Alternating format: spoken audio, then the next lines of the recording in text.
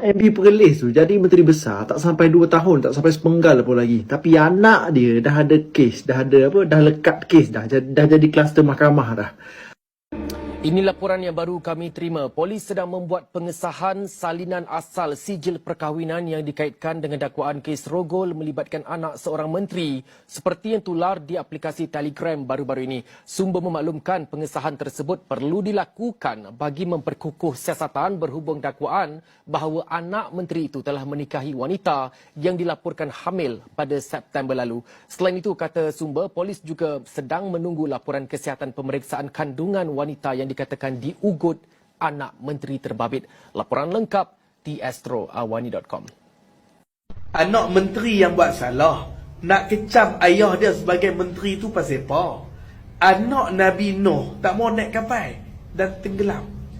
Anak Nabi Adam bergaduh sampai mati salah seorang. Kita semua ni insan biasa, tak lari daripada melakukan kesilapan dan dosa.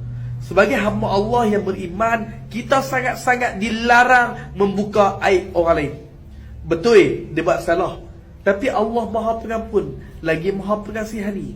Walaupun dosa kita diseluas buih di lautan, bila kita mohon ampun, mohon taubat pada Allah, Allah akan ampun. Saya tak setuju kita buka aib orang, tak perlu nak kecam ayah dia. Kita ni patut bersyukur Allah Subhanahu Wa Taala masih menutup aib kita.